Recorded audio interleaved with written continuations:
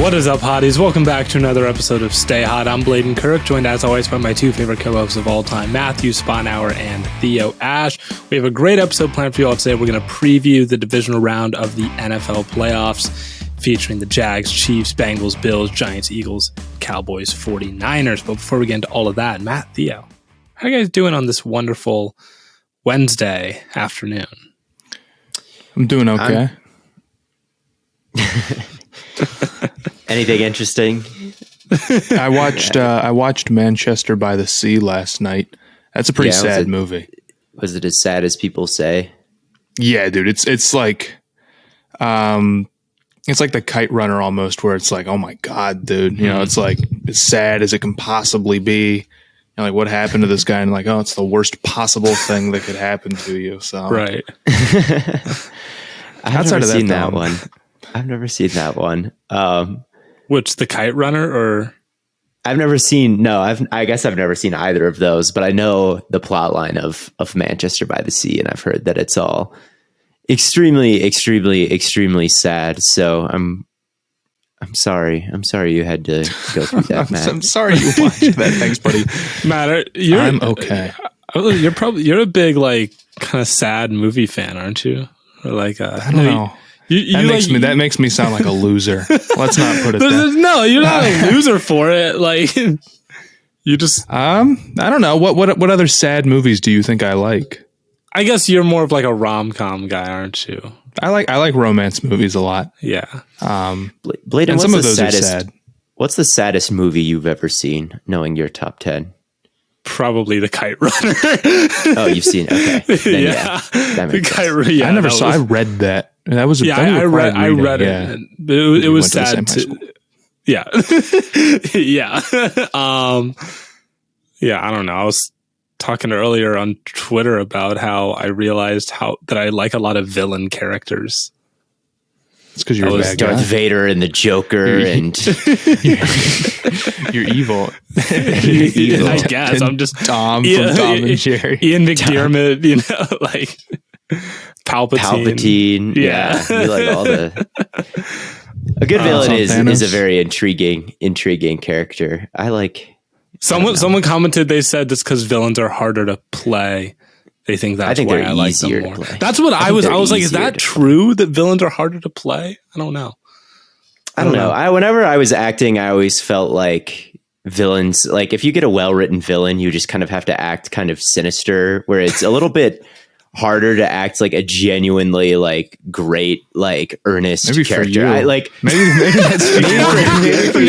I don't know. Maybe I just always feel like just a genuinely sinister human being. I'm not though, but it's just tough to like. It's kind of easy to dip into the like. You've just got to. It's a little bit more earnest. You're not helping. I think yourself. It's a little bit more. I know what you mean.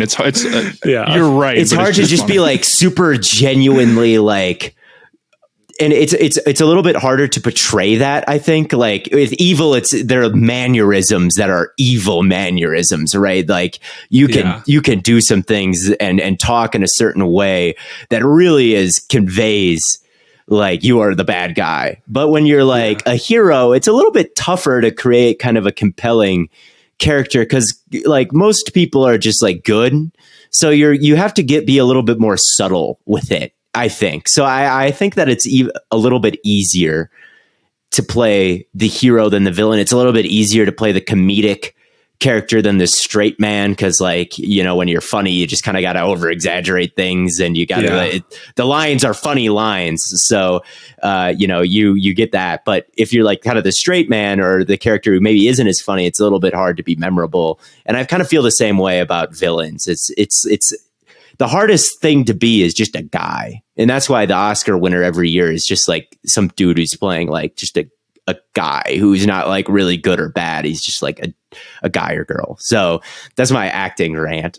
Yeah. Yeah. It's like Ian McDiarmid, Hugo Weaving, which is Agent Smith. Matrix. Yeah. He's also Red Skull. Rings. Oh yeah. In Captain America. Willem Dafoe is another popular one. But yeah, villains. They're good. Anyway, I'm also good. Yeah, I was gonna say, how are you doing, Theo? I'm good. How's your not bird been doing much. How's your bird extravaganza going? It's I've got to go here tomorrow, maybe on Thursday. I went and I saw some new stuff a couple days ago. I think my list is at like in the high 20s at this point, somewhere there. So Okay. I need to go somewhere new though. Maybe I'll go on a big trip down south to Phoenix and get some desert birds because I'm in the mountain bird range right now. So I need to get like a solid 50 bird day to really get going. I haven't gotten that yet, but it's going well. That's good. You can always come get some Ohio birds if you're ever in the mood. Ohio birds, yeah. I'd probably just go to Minnesota because they're the same birds, and I live there. You know. Yeah. Actually, an news, Ohio bird Theo. is a bird doing something preposterous on TikTok, and all the comments would label that an Ohio bird. Only in Ohio. Anyway, let's talk about some football. Let's start with the AFC, Jags and Chiefs. This is probably between this and the Giants-Eagles game. These are probably the two biggest spreads for this weekend. And I think we're probably all leaning towards the idea that the Chiefs will win. But I think the Jags have a pretty decent chance. Like I wouldn't completely count them out in this case. Well, I It's watched tough. the old game, the Week 10 game, where they matched up, and Mahomes probably played his best game of the season. Mm-hmm. I mean, he sliced and diced them up. They turned the football over 3 times, and the Jaguars surprised with like this opening onside kick. Yeah. I forgot they did that. Yeah, and they still put up 30, and they fumbled like deep in the red zone. Like they were just moving the ball absolutely at will. And the Jaguars threw a couple different things at him. I know they dropped a bunch of guys and they only rushed 3 a couple of times. And I think Mahomes completed every single pass and scored 2 touchdowns when they did that. So like, that's kind of the Mahomes, maybe it's not the Mahomes stopper, but it's the Mahomes slower downer is drop It's like a bunch of LeBron guys into stopper. comment. So Doesn't nothing really works exist. against this Chiefs team, and everything the Jaguars tried didn't work. And that's probably going to be the case again. And that's the easiest path to the Chiefs winning. But, you know, maybe there's going to be a way to force them, like really, really encourage them to run the football. And that's probably the path is like really, really try to bait them into running it as much as humanly possible and hope you can get some turnovers or something. Yeah. Yeah, I'd say my big concern for them is the Jaguars didn't do a good job defending the run. And if you're not doing that against the Chiefs, you're making it really, really tough on yourself. I don't want to count them out completely, obviously. But I just feel like the Jaguars secondary is really maybe not as strong as it needs to be to pull this game off. I was watching some of that too. I didn't get all the way through it before we turned on, and I was unimpressed. Oh yeah, they got cooked, dude. There are guys open. This was a really rough Devin Lloyd game too. This is right before he got benched. I mean, there's Kadarius Toney was taking end arounds untouched, and there were some crossing routes from Kelsey. Like there's a big 40-yarder earlier in the game where I think like they didn't properly robot and pick him up crossing the field. So they need to be better for sure. The defense is good. I don't know if their secondary has the guys. And you look at the game and it's like, man, you know, my same thought process was you got the onside and then you stole 2 more possessions off fumbles and you lost by 10 anyway. It's a tall task to expect this team to win.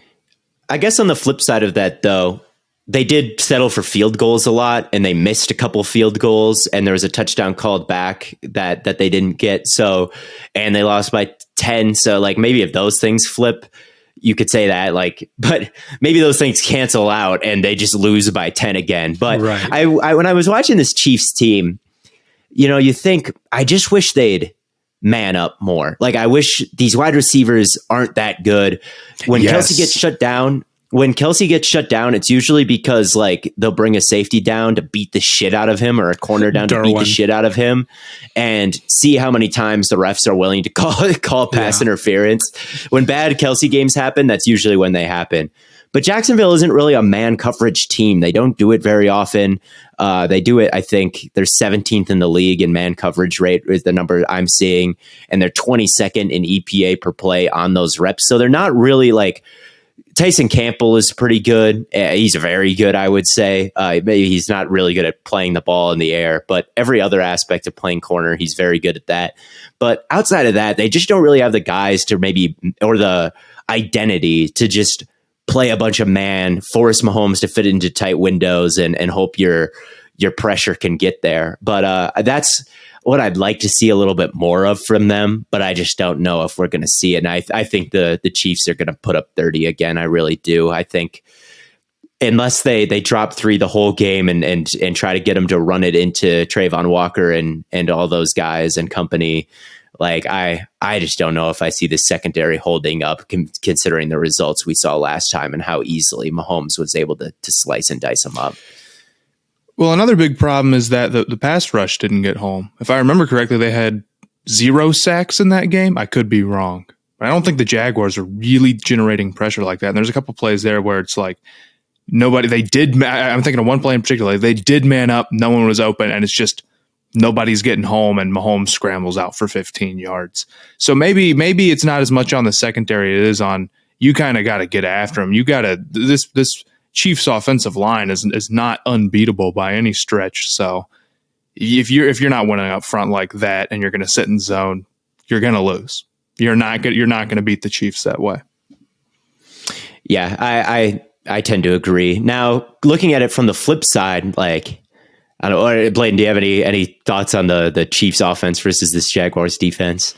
I think the team that has the best formula right now for quote unquote, stopping the Chiefs offense is Cincinnati. And I think Cincinnati's defense is also just better than Jacksonville's.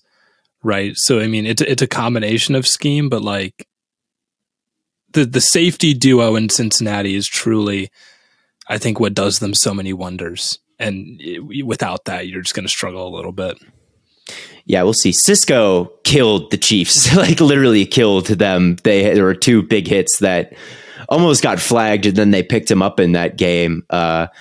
So yeah, we'll see if he can kind of set the tone physically. I don't want him to knock anybody out with a dirty hit or anything like that, but coming downhill, maybe disrupting him a little bit.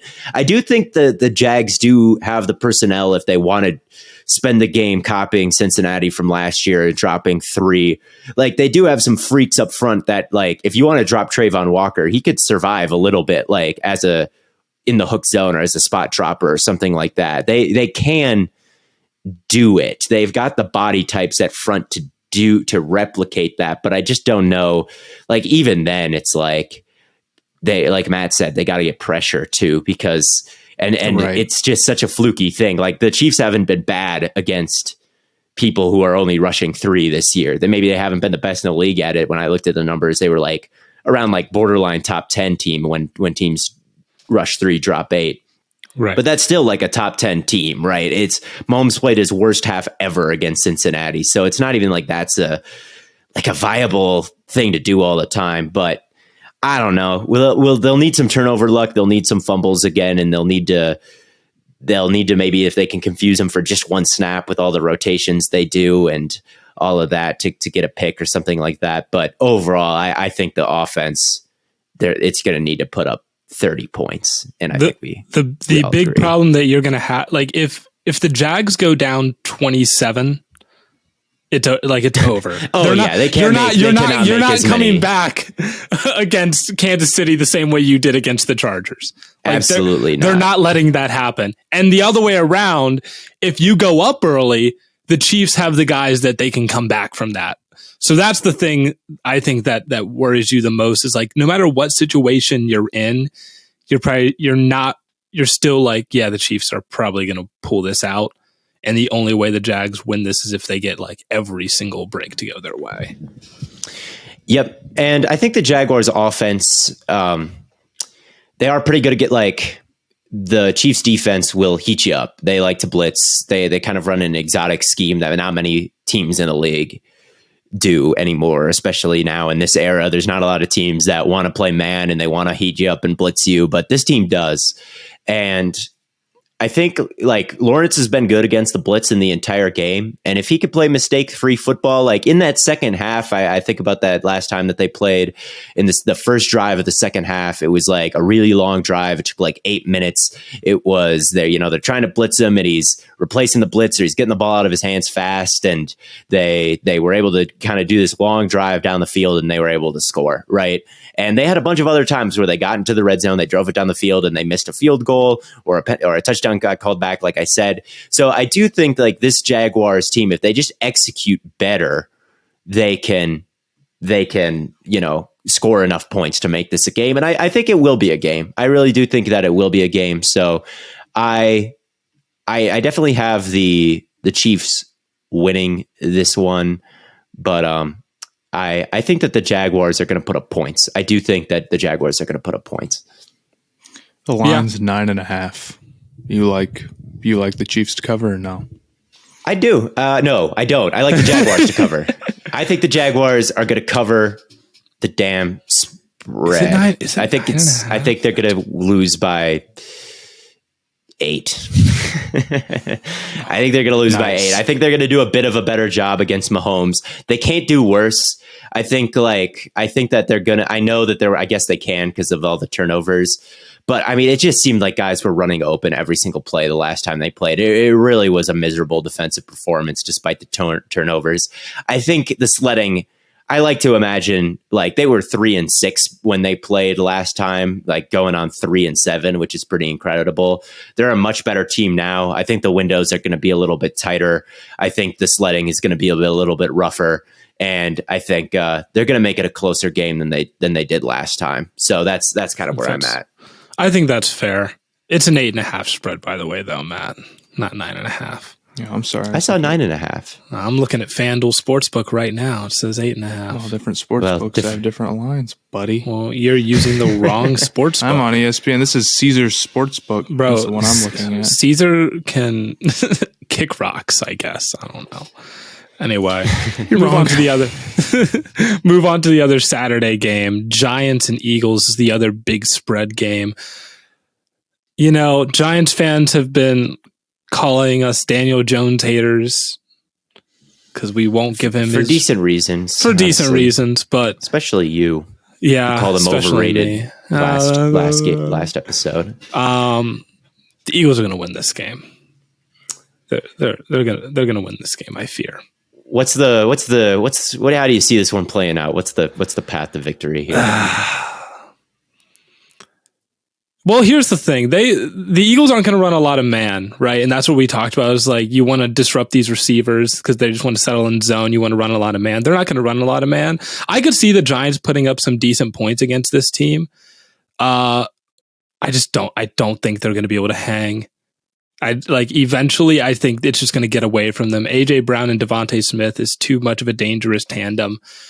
And Jalen Hurts, once he gets, I assume he's going to be back to 100% at this point, or at least close to it.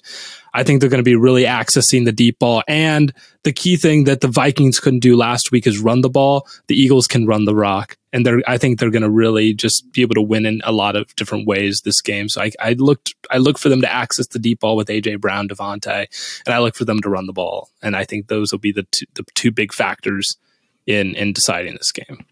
Yeah, I kind of think of it the same way, where it's like you just went up against, I don't know the EPA per player, the numbers, but you just went up against maybe the worst team at running the ball, I guess outside of maybe Tampa, and now you're going up against one of the best teams. It's a little tough. I don't know what exactly to make of that last Week 18 matchup they had where the backups were in, but then the Giants kind of played well, and Jalen Hurts really wasn't running the ball well. But the matchup before that, the Eagles ran for 8 yards of carry. So, well, also Jalen Hurts hadn't played football in like a month, right? It was also, I think, it was a bigger gap, and then in the fourth quarter, the gap kind of closed a little bit. Yeah. So I don't know if that game was quite, because I remember I didn't watch that game closely because the Giants were playing all their backups, but I just remember looking at this ticker at the bottom of the screen and being like, oh yeah, the Eagles have this one in control. And then at the end it was, maybe they came back a little bit. So I don't know how much. And you also don't want to show too much. I think it was the playoffs. I think it was. I remember a couple plays. I was watching a little bit of it. Jalen Hurts would like slide very, very early, which of course that makes sense now that I think about it. Why didn't he run for a bunch of yards? Because they probably told him, Jalen, don't do that. Don't take Don't try to go bowl over some dude. So Yeah. I would say that I lean towards this matchup being a lot like the first one. I do think the Giants can put up points. I agree with that. I think ultimately, like, we're talking about one of the worst run defending teams in the league this year by EPA, and we're talking about one of the best rushing teams this year. It's not a strong matchup for the Giants. I don't think the Eagles want to live in man coverage all the time. They're not like Gannon is not a guy who's going to line up and just like blitz you all the time, be it like top 5 in the league in blitz rate or man coverage rate. I don't think, but they are doing it a little bit more this year with the personnel they added, CJ Gardner-Johnson and Bradbury playing at the level he's playing at. And so they do it. I'm looking at the numbers 28% of the time here. So I think that number could go up too. I think we could see that a little bit on this because they're so deep. They're just such a deep team. And I think that they can, kind of fit their game plan to the strengths and weak. There's not like one specific way this team needs to play because they've just got so many good players everywhere who could do so many different things, right? So I think like if they want, it wouldn't surprise me to say like if they want to rush 5 and they want to get one-on-ones across the board on this line and they want to play man behind it, like that's not really their identity. In my opinion, like that's not something that I think of when I think of this Eagles defense. Right. But if they want to do it, I think they can. And I think we'll see a bit more of it than usual. Now, the thing about them, I think the path to victory for the Giants is, and it's something we talked about in the last, I think it was the live, is they also can kind of change on a dime compared to like, or in response to what the game plan calls for. And the Eagles, when they've lost this year, or when they lost the one game they lost with Hurts, it was because the Washington Commanders controlled the time of possession and they ran the football. And I think like this might be one of those games. Saquon hasn't had a game worth like 20 plus carries in a while. And this might be one of those games where you line up under center, right? You have them going downhill and you try to play some smash mouth football. And you try to pick up, for the success rate of like north of 50%, like try to pick up 5 yards a carry or something like that and see if you can win like that. Because that has been something the Eagles have struggled with a little bit this year against, the Texans gave them a game because they were able to run the football on them. Washington was able to beat them. And overall, they're not like at the top of the league in run defense. So I think like that's the Giants' path to winning, but it just is such an easier path to winning for the Eagles. Like, if they want to, they can do all these different things. Like they could beat the Giants by putting the linebackers in conflict and running read option all day. They could absolutely win like that. They could win just by like, with the play action and then taking the deep shots to Smith or Brown. Like they could win like that. They can win just by probably just straight up running the football, handing it off if they don't think Hurts, other H quarterback. If they think Hurts is good enough, or not good enough to like take hits or run it too much, they could just hand the ball off and they could probably win like that as well. Just maybe don't run it directly at Dexter Lawrence or anything like that. I just think like there's so many avenues to victory for the Eagles, and with the Giants, it's just like kind of one, and it's kind of an inefficient one where it's just like, pound the rock. There's not a ton of explosive plays to be had there, even with Saquon, right? It's easier to do it if you could just bomb it down the field. And I don't think the wide receivers or the quarterback is aggressive enough or skilled enough to win it just by like having a 400 yard, 300 yard passing this high flying Eagles offense. And also Washington's defense, when they were able to beat the Eagles, Washington's defense is pretty substantially better than the Giants, I think, as well. Yes, absolutely. The Washington defense is better than the Giants defense. I mean, the Vikings were able to move the ball damn near as much as the Giants were, right? Like that was not a lockdown performance necessarily. Like, yes, they did a good job on Jefferson, but the game literally came down to like a 4th down pass that was thrown short of the sticks. Right. Everyone else seemed to like Hawkinson had a big game and Thielen got behind the defense a couple times. Like, they spent a lot of time focusing on, and neither of those guys are as good as Devontae Smith or Dallas Goedert. So even if they do a good job on AJ Brown, like it can still, like they could still get absolutely cooked. That's for sure. So what couldn't the Eagles do on offense? What can the Eagles do on offense? Oh my God. Yeah, they could run with anybody or pass to anybody. They could do anything they want. In any way that's they the beauty want. of the Eagles. That's why I think they're going to win the Super Bowl is they can do anything they want. And they have at various points this year. They killed the Steelers, bombing it downfield. They A.J. Brown. They killed the Commanders the first time they played, like hitting a bunch of deep shots that Devontae Smith was just dunking on people left and right. And then there have been games where they haven't taken many deep shots at all. And they've just won with, in the intermediate ranges, and they've won with the run game, and they've run doing the read option. So like they've won in every single style. They've won a game this year, and they can do whatever they want to you. They can absolutely do whatever. They have the best offensive line. They have like the best wide receiving duo in Goddard, and they have the one of the best quarterbacks in the league and like the running game to match. So it's tough. it's what can't they do? That's a wonderful question. I hope like if someone figures it out, they should let the league know because no one's quite figured it out. Publish a book on what can the Eagles not do? What can they not do? I mean, they can't defend the run at an elite level. That's about it. And the Giants have been able to do so. So that's the path. It goes right through the trenches. So yeah. The line on this one 7.5. Do we think the Eagles cover that? I do. I think the talent gap is going to catch up to the Giants here. I know the Vikings was a great win and Daniel Jones looked fantastic and the line played well, but I saw a stat today that Evan Neal is the lowest like pass rush win rate or pass block win rate of like any lineman this year. He has been really poor. Everyone on that line except for Andrew Thomas is, beatable. And the Eagles have like 6 or 7 rushers that can get home, even if they just rush 4. So they can rotate guys, keep guys fresh, and they'll be able to get pressure. And, they just have studs all across the board, man. And I just think I just think the talent mismatch is really going to be clear here. It's a lot for them. I think they cover as well. Fair enough. Moving on to the Sunday matchups, Cincinnati and Buffalo. This is the highly anticipated matchup. And we were talking earlier in the group chat about how the money line, the Bengals money line was like plus 195. It is now plus 205. Is it really? Might need to.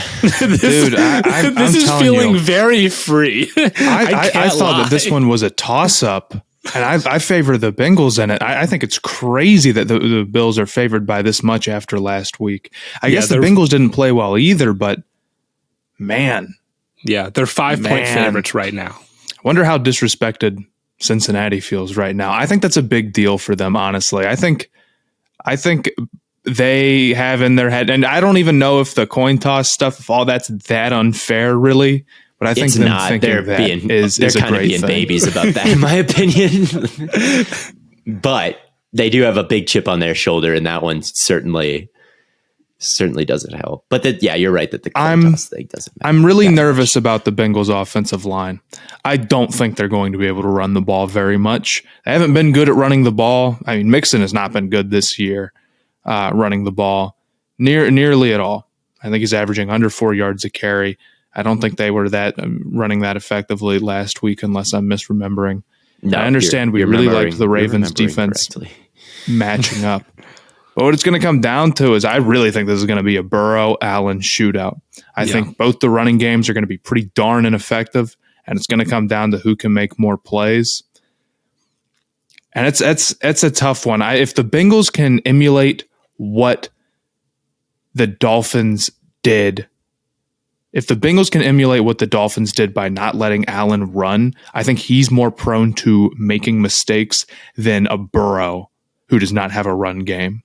And I think that could be the difference. And I think that would be why I would pick the Bengals just off the top of my head.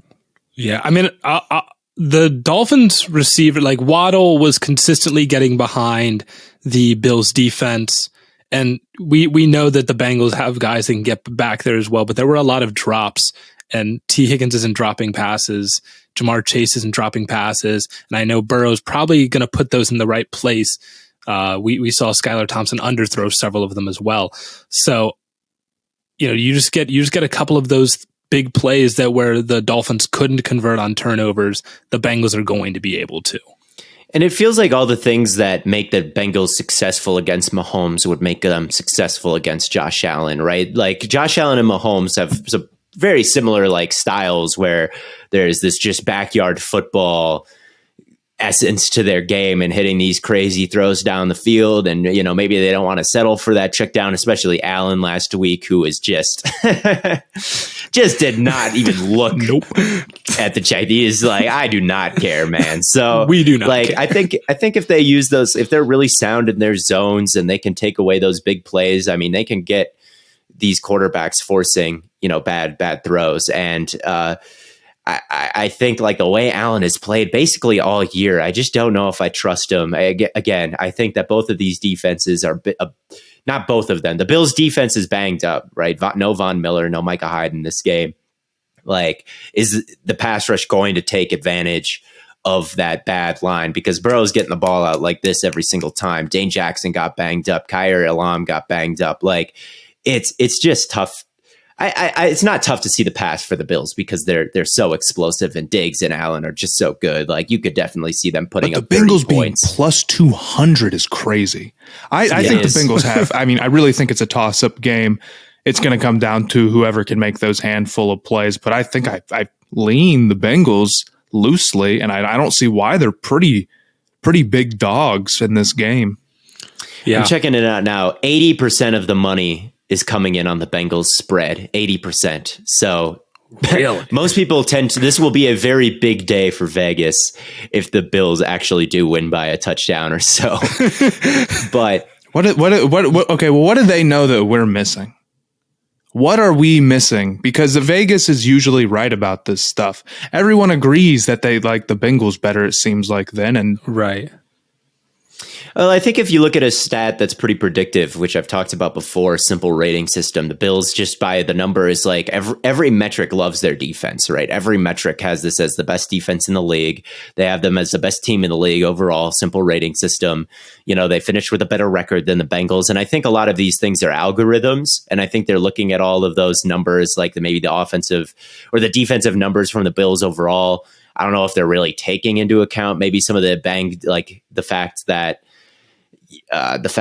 Dane Jackson or Elam are maybe injured, and I don't know exactly what their status is. I should maybe look that up if they're playing or not, but I know that they did go down in the last game. So I think like when you look at a lot of the metrics and when you look at a lot of the numbers, like the Cincinnati offense maybe doesn't have a big edge on this defense, which might be true, but I don't know. I don't know if they have a big edge because the offensive line is so bad, but I think that the Bills defense is getting a little bit overrated in some of the stats right now. I like when I see all the numbers that put them as number 1 or number 2 in the league. And I think about how they just gave up all these big plays to Mac Jones. And I think about how they gave up all these, you know, potential big plays to Skylar Thompson that maybe got dropped or they didn't come down with him, but they still allowed plenty of points in that game. Like, I just don't know if the defense is playing their best football right now. And I think the projections and maybe the algorithms are overrating the defense a little bit is kind of what I'm thinking. Yeah, I can definitely see that. I like the Bengals in this one. But I agree with you, Matt. I think it'll be close. I think it'll come down to the wire. I'm rolling with my guys. I don't care. Rolling with. He's a Cincinnati. I'm a pretty big Bengals fan, all things considered. Obviously, I'm Panthers guy, but I like those guys. They're a fun team to watch. Breaks my heart. I don't care. They're a fun team to watch. I'm looking at some of the numbers right now for the Bills defense and kind of what their identity is. Lots of middle of the field open coverages. They're second in the league, so they're gonna put that too high. They really don't like to blitz. They're 5th in the league in 4 rushers right now. They usually only send 4. They really do not like to blitz. Blitzed a lot, I felt like, against Miami, though. They did, and that's because Vaughn is gone. So it just feels like this defense is playing in a way that they don't really want to play going into the playoffs and making this run in Burrow. We know how that can end. Right. Don't blitz Burrow. And I think a lot of championships are who's healthiest and who has the most luck.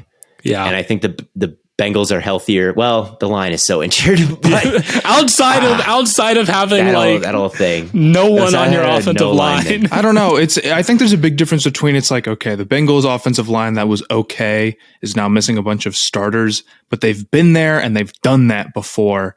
Versus would you feel worse if the Bengals offensive linemen were hurt, or if it was like DJ Reader and Jesse Bates? I would feel definitely worse about like them missing T Higgins or DJ Reader or something or Jamar and T Reader have both been hurt this year. But yeah, I mean, Burrow can get the ball out of his hands so fast that it may not matter too much. And I don't know it. And I know that the Bengals are more lucky because Joe Burrow's got he has inherited the devil magic gene. And part of that is you create your own luck, right? Like at some point you do create a little bit of your own luck, but he does have the devil magic gene and nothing bad can happen to him, I feel like. So health and luck, like I think that Von Miller is a bigger injury than anybody on the line. Arguably Jackson Carman played better than Jonah Williams when Jonah Williams got hurt. I know he leads the league in sacks allowed, and Lyle Collins has been horrible too. So the fact that those guys are out, I'm like, okay, Akeem Adeniji they're pretty bad, man. Like I don't think this is a good offensive line, but it's not like they're downgrading like Von Miller to AJ Esperanza or something like that, or like Von Miller to whoever the backup is, because I know they rotate some guys. But Burrow has the second fastest time to throw in the NFL behind Tom Brady, but we talked about Brady's is probably a little inflated. Yeah. And maybe it'll be a little bit too fast for Burrow. Like they only scored 17 points last week. I don't know though. I still think like with all the turnovers this year, it's such a big deal in a one and done situation. Like I at the end of the day, I just don't trust the Bills to take care of the football. I don't trust Josh Allen to take care of the football coming off that since he's got that elbow injury. It just feels. But then this will be the game that they do, and they'll win by 25 because Allen will play a perfect game, and we'll have to come back here. If we get the week 1 game against the Rams, Josh Allen, then we might be talking about a completely different ball game. I do think that the Bills running game could be the thing that propels them to victory if they can get that going, because they've had it. They've had it at times at the end of the season. It's been there. They've been able to figure some stuff out on the ground. Against who though? That's the and the ball okay last game. Yeah, and they were last game as well. So if they can lean on that and the Bengals can't, then like they have a very good shot, I think. Yeah. But if DJ Reader and all the depth, I think some of the depth, like what's his name? I don't know. I'm forgetting their names, but I feel like some of these, like the guy from Texas, the second year player, I don't remember his name, but I feel like there's been a lot of, or was it Texas A&M or was it TC? I don't know. I don't remember. He's from what Texas school? He's a second year player. He's hurt last year. I think he's been playing well recently. But yeah, this is just making for bad podcasting right now. If Reader and BJ Hill and Sam Hubbard do their jobs and Hendrickson and they're able to bottle up that run and they're able to make it Josh Allen throw it 50 times, I really think there's going to be a pick sprinkled in there, and I just don't feel the same way about Burrow, and I think that's what it's going to come down to. And didn't Trey Hendrickson like break his wrist like a couple weeks ago, or was that further back than I remember?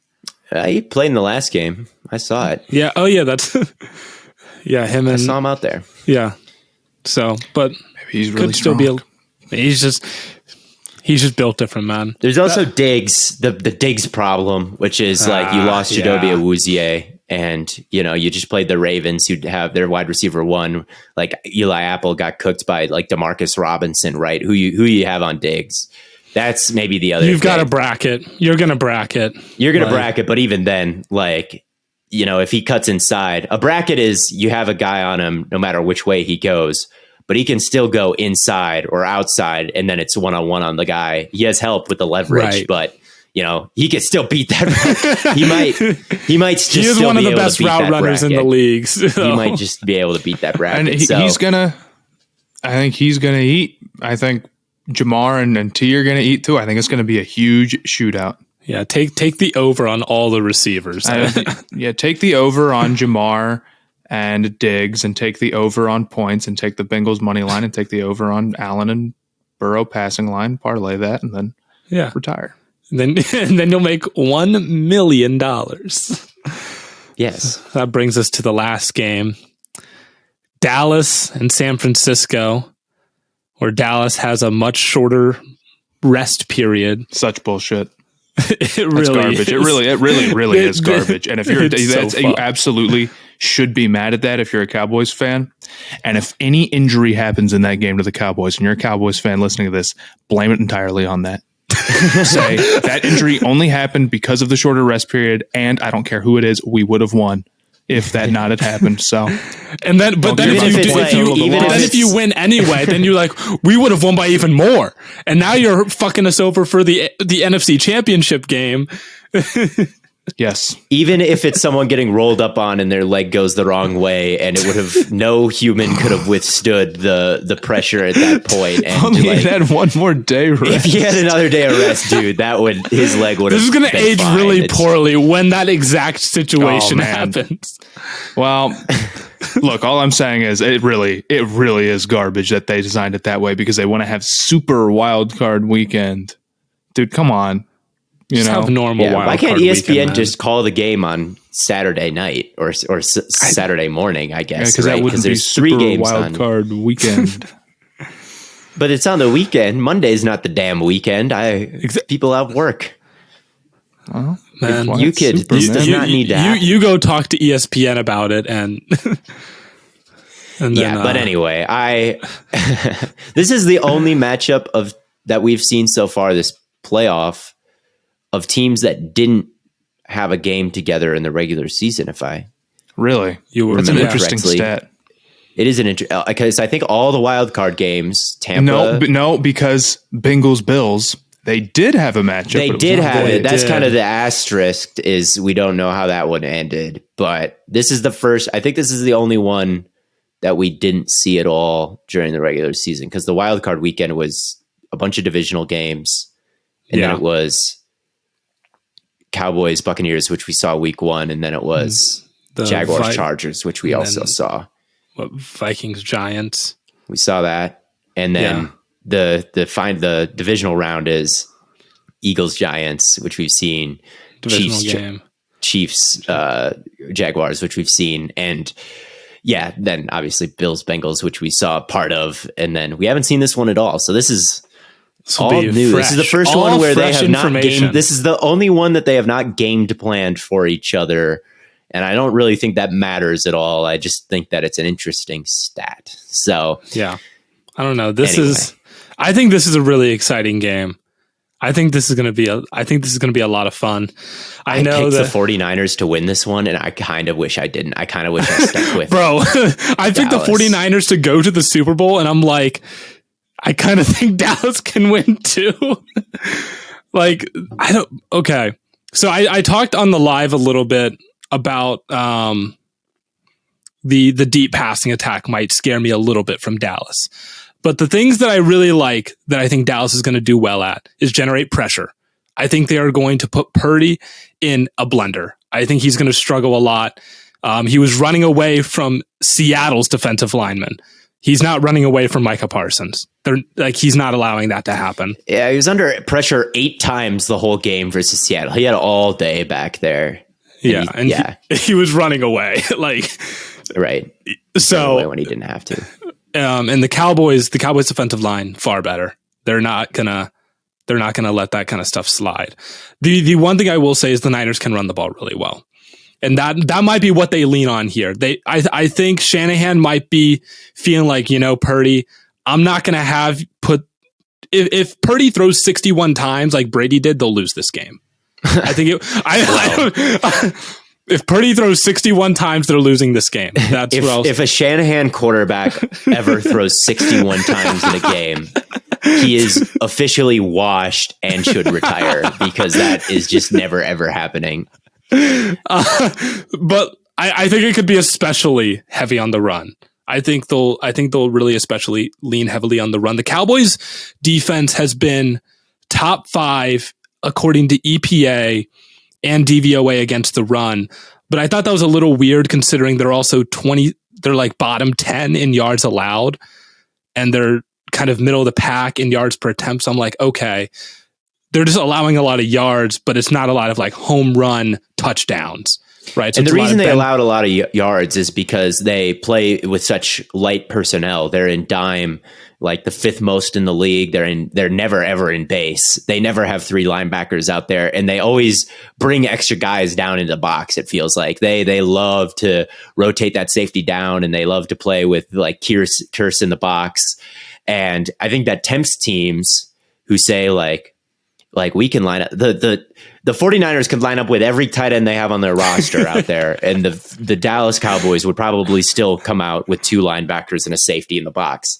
And I'm sure Shanahan is looking at that like, you are going to play with a little man in the box instead of a big man. And we are going to unleash Kittle on him, and we're gonna wipe him off the map.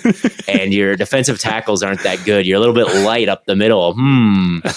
So this could be a big McCaffrey game. It could be a big McCaffrey game. I really think so. But it is good. Like, the thing that's nice for the Cowboys about that situation is they've got a lot of versatile body types to match the versatile body types that the 49ers have. Like Kearse, I think he's healthy. I saw that he tweaked his knee, and I was really worried about that because he's such a weapon. He can play up high, he can play in the box, he can man cover in the slot, he can play outside. Like, he can do a little bit of everything, and that's a really useful guy to have when everyone can do everything on that offense, right? You can bring a guy into the box, and he's like pretty good at every. So I think that he's a very useful weapon to have. I'm sure that Shanahan is looking at it like, oh, little guy, we'll bully him. But the Dallas Cowboys look at their little guy, and they probably feel pretty good about him being down there. So I think that they definitely match up well against the pat like this. Maybe we'll see about the linebackers, but I think that Kearse is a big key to this game, and the versatility. We'll see what Parsons does if they want to line him up. I think they'll line him up at edge. I would imagine what they want to do is kind of set up wide, and I would imagine they've got 2 of the best force players in the league. They have 2 guys who are great at setting the edge, in D-Law and Parsons. And I'm sure they want to have those guys flying upfield, boxing things in, and instead of running behind to like Kittle and Trent Williams, run between the center, like the centers of the interior linemen who aren't quite as strong. So it'll be a really fascinating matchup, Quinn versus Shanahan. I think it'll be more of a run heavy game. I think like that those lighter boxes and that nickel will mean that Shanahan just wants to run. But who knows? I think that there's a potential that there's. Have we seen Quinn versus Shanahan before? Oh, I'm sure. I mean, they played in the playoffs last year. Oh yeah, I guess that's true. Yeah. So we have. Yeah. But yeah, the old reunion. Yeah, that's all. Obviously, yeah. But yeah, I think that it'll be a very interesting game. I think that it'll come down to running up the middle. I think it really will. I think if Kearse plays poorly and they're getting bullied, and the interior linemen of Dallas get blown off the ball, and they're able to just kind of run up the gut like 10 times in a row and pick up 5 yards every time. Like, I think that's a very distinct possibility. But I also think there's a world, like, I think it's kind of an even matchup. I think there's a world where that doesn't happen in the trenches, or maybe not an even matchup, but the Cowboys, they're not bad against the run, like you said, Blaiden. So yeah, I think that is going to be the key to the game is the success rate of the Niners just running between the tackles, because it wasn't great versus Seattle. It wasn't great. A lot of their runs were perimeter runs where they were getting into space and making the linebackers run. But can they run? Seattle does not have the edge. Like, outside of Nwosu, they don't really have guys that are setting the edge at a high level. Right. They don't have a D-Law or a Parsons. That's absolutely for sure. So yeah, I don't know. Matt, what do you think? I'm leaning Dallas in this one. I don't know. I don't want to. I'm nervous to pick against the 49ers. I really do like their defense. I really think they're going to give the Cowboys some trouble, but I feel like pretty decent about the Cowboys doing better than the Seahawks did against the 49ers run game. I mean, it pretty much can't be worse. They're a lot more talented. They've been a lot better against the run all year. So I maybe would rather bank on Dak getting it done against a tough defense than Purdy and that run game getting it done against a tough defense. I think there's very much a world where, if the 49ers aren't able to just run the ball at will and you have to start leaning on Purdy, I think mistakes are going to be made. And I think if mistakes are made and there's a chance to get interceptions, I think Diggs is probably not the guy you want to be throwing to in that case. So right. I think we're very due for some Purdy mistakes, and I think they could cost the 49ers. Yeah, that tape, I've watched it for my all 22, but I watched a lot, obviously watched the Seattle game, and there's just guys running wide open in that game. So oh my God, the linebackers don't know how to robot. They don't know how to turn around after play action, locate a crosser. So if Dallas does that, and most teams for whatever reason, they can't versus San Francisco because they're so worried about the run game. They window dress it so much. Who is getting the ball? There's motion. There's McCaffrey. You're worried. Of course you're going to step up, right? And then there's just someone behind you all the time, and it could happen to Leighton Vander Esch. I know he's had a good year. It could happen. Yeah, I was going to say he looked really good last week against Tampa. He did. He's had a good game, a good year. But I think it's going to be an even matchup. I think that there's going to be some big runs from the 49ers where the Cowboys are a bit light in the pants, and I think that there's going to be some Dak deep shots, and I think I think it's going to be an even game. I'll stick with my.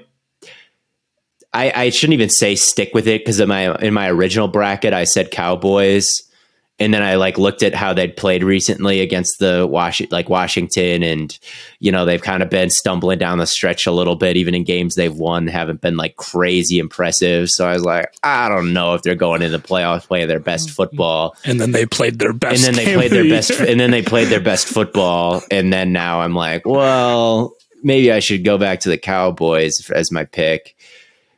But I guess I'll stick with my bracket. It's perfect so far. I'll say the 49ers out-scheme them. I'll say that the Cowboys beat themselves with maybe some drops or some penalties like they did last year. And at the end of the day, Shanahan, Betta, and McCarthy. Theo, have you ever heard of the Monty Hall problem? No. If you get an opportunity to switch, you're supposed to take it. Your odds are always higher. If that does not apply to this. I'm just saying, man.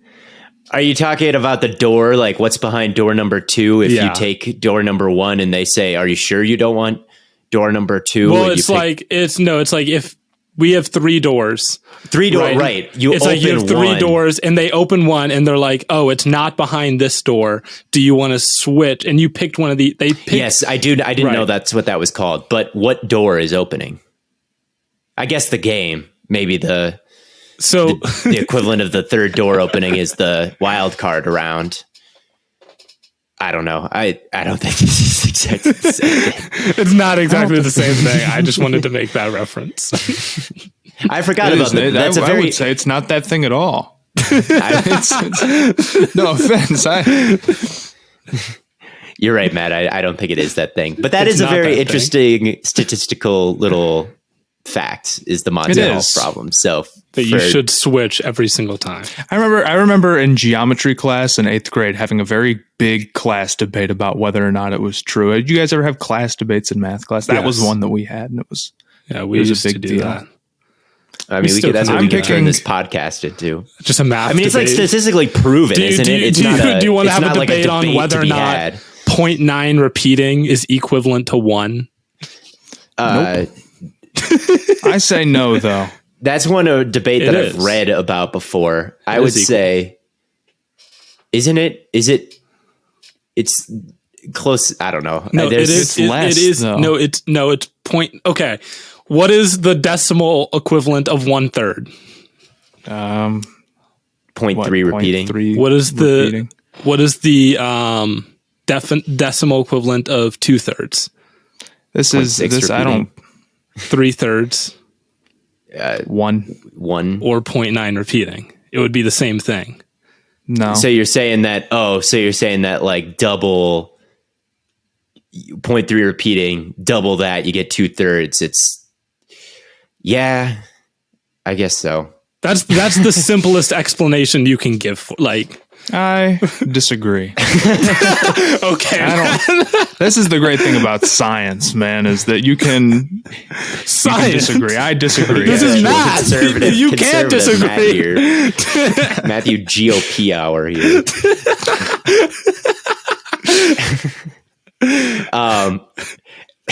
Yeah, I think the 49ers win this thing by a score of 23.9 repeating to 24, making it a tie.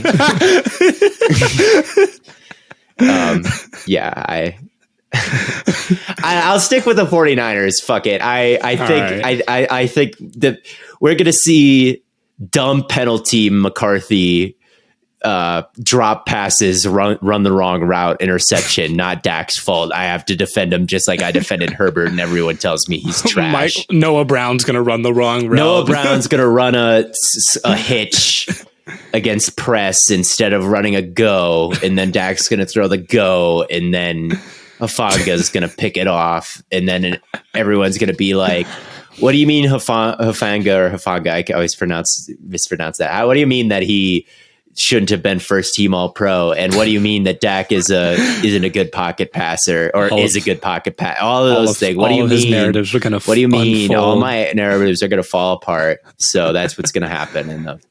It's a no offense, Dallas fans. It's a toss-up game, and the Cowboys are playing in it. I'm not picking them.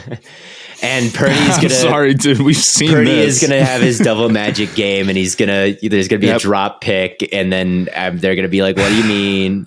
All my narratives are gonna go right in the toilet, even though on tape they're gonna age like fine.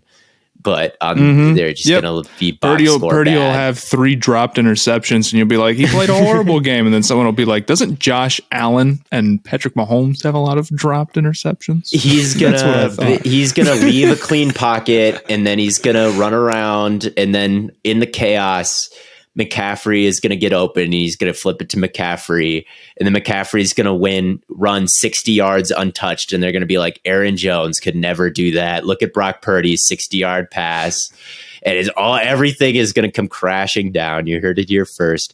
But one thing that, even if all that happens, you can't say that I didn't pick the 49ers in my bracket, and you can't say that I didn't pick them now. So I picked them in my bracket, but... And even though you're going behind door number 2 now that I'm switching my door. I'm switching my door. Yeah, I'm going to trust the Cowboys here.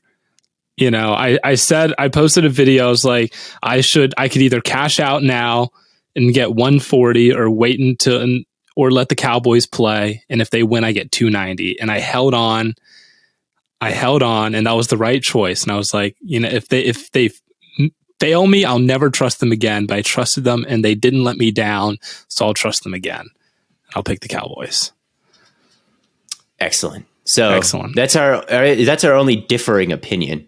Yeah, that's good that we don't all agree on the picks the whole time. we go 7 because for then 8 that's bad luck, and then that makes us wrong. You have to play the jinxes very carefully here when you're picking games. I do think the Bills have a better chance than maybe we made it seem when we talked about absolutely. it. I really do think that I feel like we made it seem like, oh, how could anyone not bet the Bengals? The line is so crazy in favor of the Bills. And Burrow does such a good job when he's a 3-point underdog. He's like always covers, at least in those situations. So I think we made it sound a little bit like, oh, there's just, why would you not bet the Bengals? But I think the Bills have a very good chance. It's just good value for the Bengals. The one thing that makes me nervous is that the NFL script writers very much want the Bills to win that game.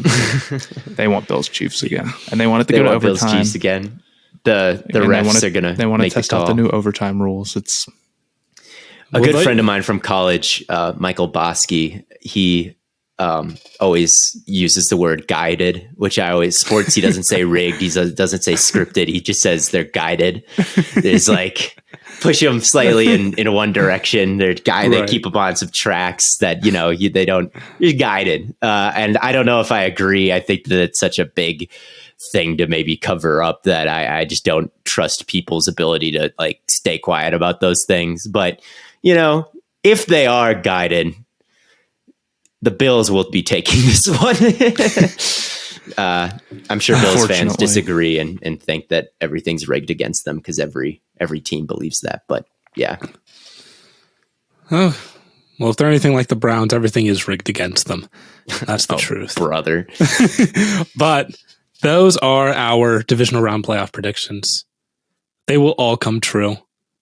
And if they don't, well, they will. But thank you all so much for tuning in. As always, from Corn Boy, Bird Boy, and Lemon Boy, we will be back to recap these games. And until then, we will catch you all on the flippity flop.